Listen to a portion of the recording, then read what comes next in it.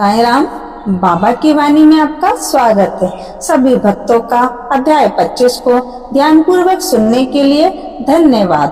अब हम अध्याय 26 में प्रवेश करेंगे। अध्याय 26 में हम भक्त पंत हरिश्चंद्र पीतले और गोपाल अंबेडकर की कथाओं को पढ़ेंगे। सृष्टि में जो कुछ भी दिखाई देता है, चाहे वे स्थूल हो, सूक्ष्म हो, चेतन हो या जड़, वे सब एक ही ब्रह्मा है। उसी एक ब्रह्मा को हम अलग अलग नामों से पुकारते हैं और भिन्न भिन्न दृष्टिकोणों से देखते हैं। जैसे अंधेरे में पड़ी हुई रस्सी या हार को हम गलती से साफ समझ लेते हैं, वैसे ही हम भी चीजों का केवल बाहरी रूप देखते हैं, उनका असली रूप नहीं पहचान पाते। केवल सद्गुरु ही ऐसे होते हैं जो हमारी आंखों से माया का पर्दा हटाकर हमें वस्तुओं का सच्चा रूप दिखा सकते हैं। इसीलिए आओ हम श्री सद्गुरु साईं महाराज की भक्ति कर और उनसे प्रार्थना करें कि वे हमें सत्य का दर्शन कराएं, जो ईश्वर के सिवा और कुछ नहीं है। पूजा। श्री हेमंत पंत बताते हैं कि सच्चे अर्थों में पूजा का मतलब बाहरी चीजों से नहीं है, बल्कि मन और भावनाओं से पूजा करना है। वे कहते हैं, गुरु के चरण धोने के लिए आंखों से निकले आनंद के आंसुओं का उपयोग करो, उन्हें सच्चे प्रेम से चंदन लगाओ, दृढ़ विश्वास को उनका वस्त्र बनाओ, एकाग्र और पवित्र मन को फल की तरह अर्पित करो, भक्ति को कमर पर बांधो और अपना सिर उनके चरणों पर रख दो, उन्हें अपने सभी आभूषणों से सजाओ और अपना सब कुछ उन्हें समर्पित कर दो। अपने मन में हमेशा भाव का पंखा झलते रहो, यानी उनके प्रति प्रेम और भक्ति बनाए रखो। ऐसे आत्मिक पूजा करने के बाद उनसे प्रार्थना करनी चाहिए, हे साईं बाबा, हमारी सोच को अंदर की ओर मोड़ दो, हमें सही और गलत में फर्क समझाने की बुद्धि दो, हमें दुनियावी वस्तुओं से मोह छुड़ाओ और आत्मा का सच्चा अनुभव दो।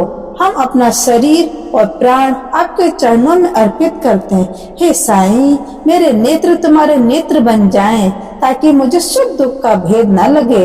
मेरे शरीर और मन को अपनी इच्छा के अनुसार चलाओ और मेरे बेचैन मन को अपने चरणों की ठंडी छाया में शांति दो। इसके बाद हम इस अध्याय की कहानियों की ओर आगे बढ़ते हैं। पंत। एक बार एक भक्त थे जिनका नाम पंत था। वे एक दूसरे सद्गुरु के शिष्य थे। उन्हें शिरडी जाने का सौभाग्य मिला। असल में उनकी शिरडी जाने की कोई इच्छा नहीं थी, लेकिन जैसे कहा जाता है, मन में कुछ और होता है, होता कुछ और ही है, वैसा ही उनके साथ हुआ।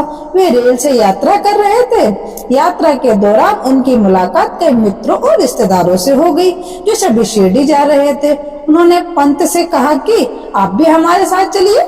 पंत ने मना नहीं किया और उनके साथ जाने को तैयार हो गए। वे सब बम्बई में उतरे। वहाँ से पंत विरार पहुँचे और अपने सद्गुरु से शिरडी जाने की अनुमति ली और फिर आवश्यक खर्च और बाकी तैयारियां करके सब लोग शिरडी के लिए निकल पड़े। वे सुबह सुबह शिरडी पहुँच गए और लगभग 11 बजे मस्जिद में गए।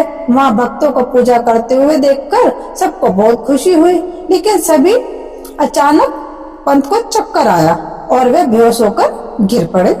सभी लोग घबरा गए। उन्हें होश में लाने के लिए तरह तरह के उपाय करने लगे। बाबा की कृपा से और सिर पर पानी की छींटे देने से पंत को होश आ गया। वे ऐसे उठ बैठे जैसे मानो वो कोई गहरी नींद में सो रहे थे, उससे जाग गए हो। बाबा सब जान गए थे कि पंत किसी और गुरु के शिष्य हैं। उन्होंने पंत को हिम्मत दी और कहा, तुम चाहे किसी भी तरह यहाँ आए हो, पर अपने गुरु को मत भूलना। अपने गुरु के स्तंभ को मजबूती से पकड़ो और उनके साथ स्थिर रहो। पंत ने बाबा की बात का गहरा अर्थ तुरंत समझ लिया और उन्हें अपने गुरु की याद आ गई। बाबा की ये बात और उनका आशीर्वाद उन्हें जीवन भर याद रहा। चंद्र पीतले। बम्बई में हरिश्चंद्र पीतले नाम के एक अच्छे और धार्मिक व्यक्ति रहते थे।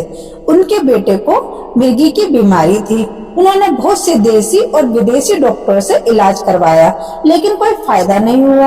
आखिर में उन्हें लगा कि अब सिर्फ किसी संत के शरण में जाने से ही उनके बेटे की बीमारी ठीक हो सकती है। सन 1910 में उन्होंने श्री दासगुरु महाराज का साईं बाबा पर किया गया बहुत सुंदर कीर्तन सुना। उस कीर्तन में बताया गया था कि साईं बाबा के सिर्फ स्पर्श या नजर पड़ने से ही असाध्य रोग भी ठीक हो जाते हैं। ये सुनकर हरिश्चंद्र पीतले के मन में भी श्री साईं बाबा से मिलने की गहरी इच्छा हुई। उन्होंने तुरंत यात्रा की तैयारी की और अपने परिवार के साथ फलों की टोकरी लेकर शिरडी पहुंच गए। मस्जिद में जाकर उन्होंने बाबा के चरणों में प्रणाम किया और अपने बीमार बेटे को बाबा के चरणों में लिटा दिया। जैसे ही बाबा की नजर उस बच्चे पर पड़ी, बच्चा अचानक कांपने लगा, बेहोश होकर गिर पड़ा। उसके मुंह से झाग निकलने लगा और शरीर पसीने से भीग गया। माता पिता बहुत घबरा गए। उन्हें लगा कि अब उसका अंत करीब है। बच्चे को पहले कभी कभी हल्की बेहोशी आती थी, लेकिन इस बार बहुत देर तक होश नहीं आया। माँ रोने लगी और दुखी होकर बोली, जैसे कोई चोरों से डरकर किसी घर में भाग जाए और वह घर ही उसके ऊपर गिर पड़े, वैसी ही हमारी हालत हो गई है। तब साईं बाबा ने शांत स्वर में कहा, ऐसे मत रो, धैर्य रखो, बच्चे को घर ले जाओ, वे आधे घंटे में ठीक हो जाएगा। उन्होंने वैसे ही किया। बच्चे को अपने वाड़े में ले गए। बाबा के सब सच निकले। बच्चा आधे घंटे में पूरी तरह ठीक हो गया। परिवार बहुत खुश हुआ और उनका संदेह भी दूर हो गया। वे फिर बाबा के पास गए, चरणों में झुके और उनको मनी मन उनका धन्यवाद किया। बाबा मुस्कुराए और बोले, क्या अब तुम्हारा संदेह मिट गया? जो व्यक्ति विश्वास और धैर्य रखता है, उसकी रक्षा खुद भगवान करते हैं। हरिश्चंद्र पीतले अमीर व्यक्ति थे, इसलिए उन्होंने मिठाइयाँ बांटी और बाबा को फल, पान, बीड़ा आदि भेंट किए। उनकी पत्नी बहुत सात्विक और सरल स्वभाव की महिला थी। ये बाबा के प्रेम से देखती रहती और उनकी आंखों से खुशी के आंसू बहते रहते। उनका ये प्रेम देखकर बाबा बहुत प्रसन्न हुए। कुछ दिन शिरडी में रहकर जब परिवार लौटने लगा, तब उन्होंने बाबा से विदा लेने की अनुमति मांगी। बाबा ने उन्हें उदी दी और आशीर्वाद दिया। फिर बाबा ने पितले को पास बुलाया और कहा, बापू, पहले मैंने तुम्हें 2 रुपए दिए थे, अब मैं 3 रुपए देता हूँ। इन्हें अपने पूजा घर में रखकर रोज पूजा करना, तुम्हारा भला होगा। हरिश्चंद्र पीतले ने रुपए प्रसाद के रूप में ग्रहण किए और प्रणाम किया, पर उन्हें यह समझ नहीं आया कि बाबा ने उन्हें 2 रुपए कब दिए थे। पहले जब वे बम्बई पहुँचे तो उन्होंने अपनी माँ को पूरी बात बताई और 2 रुपयों की बात का अर्थ पूछा। उनकी माँ को भी पहले कुछ समझ नहीं आया, लेकिन थोड़ी देर सोचने के बाद उन्हें पुरानी बात याद आ गई। उन्होंने कहा, बेटा, बहुत साल पहले तुम्हारे पिता तुम्हें लेकर अक्कलकोट महाराज के दर्शन को गए थे। वे बहुत सिद्ध योगी, त्रिकाल मतलब तीनों कालों को जानने वाले थे, संत थे। तुम्हारे पिता उनके भक्त थे, इसीलिए उन्होंने तुम्हारे पिता को पूजा के लिए 2 रुपए दिए थे, जिनकी तुम्हारे पिता के जीवन में बहुत पूजा की उन्होंने। तुम्हारे पिताजी ने उन पैसों की जो 2 रुपए उन्होंने दिए थे, और मरने के बाद मतलब तुम्हारे पिताजी के मरने के बाद वो 2 रुपए खो गए और धीरे धीरे हम सब भूल भी गए कि हाँ वो 2 रुपए थे, ऐसा कुछ। अब साईं बाबा ने उसी की याद दिलाई है। वास्तव में अक्कलकोट महाराज ने ही साईं रूप में आकर तुम्हें याद दिलाया है कि अपने कुल देव और परंपरा की पूजा करते रहो और अच्छे कर्म करो। ये सुनकर हरिश्चंद्र पीतले बहुत प्रसन्न हुए। उन्हें समझ में आ गया कि साईं बाबा सर्वज्ञ हैं और वे सभी संतों के रूप में एक ही ईश्वर का रूप है। इसके बाद वे अपने जीवन में और अधिक सावधान, धार्मिक और श्रद्धालु बन गए। श्री गोपाल नारायण अम्बेडकर पुणे के रहने वाले थे और बाबा के बहुत बड़े भक्त थे। वे ठाणे जिले और जवाहर राज्य के आबकारी विभाग में 10 साल तक नौकरी करते रहे। जब उनकी नौकरी खत्म हुई तो उन्होंने दूसरी नौकरी पाने की कोशिश की, लेकिन कहीं सफलता नहीं मिली। धीरे धीरे उनका भाग्य भी साथ छोड़ गया और वे बहुत गरीब हो गए।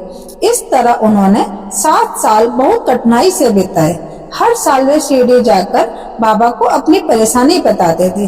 सन 1916 में उनकी हालत और भी बुरी हो गई। तब उन्होंने ठान लिया कि अब जीवन खत्म कर देंगे। इस निश्चय के साथ वे अपनी पत्नी को लेकर शिरडी आ गए और 2 महीने तक वहीं रुके। एक रात उन्होंने दीक्षित वाड़े के सामने एक बैलगाड़ी पर बैठकर सोचा कि अब कुएं में कूदकर अपनी जान दे देते हैं। उसी समय बाबा ने उनकी रक्षा करने का निश्चय किया। ठीक उसी पल पास के एक भोजनालय के एक मालिक श्री सगुरु नीरू नायक बाहर आए और अंबेडकर से बोले, क्या आपने कभी श्री अक्कलकोट महाराज की जीवनी पढ़ी है? उन्होंने उन्हें वे पुस्तक दी। अंबेडकर ने पढ़ना शुरू किया और उसमें एक कहानी पाई।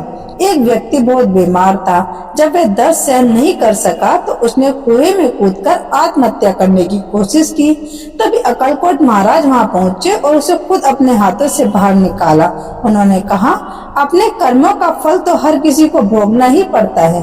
अगर तुम अभी मर गए तो ये अधूरे कर्म तुम्हें अगले जन्म में भोगने होंगे। इसीलिए बेहतर है कि थोड़ा और सह लो और इस जीवन में अपने सारे कर्मों का फल पूरा कर लो, ताकि फिर जन्म ना लेना पड़े। यह कहानी पढ़कर अंबेडकर को बहुत आश्चर्य हुआ कि उनकी आंखों में आंसू भी आ गए। उन्हें समझ में आ गया कि ये सब बाबा का ही संकेत है, जिसने उन्हें मरने से रोक लिया है। अगर उन्होंने ये कहानी ना पढ़ी होती तो वे शायद अपनी जान दे चुके होते। बाबा की दया और सर्वव्यापकता देखकर उनका विश्वास और गहरा हो गया। उन्हें याद आया कि उनके पिता श्री अक्कलकोट महाराज के शिष्य थे और शायद बाबा चाहते थे कि वे भी उसी राह पर चले।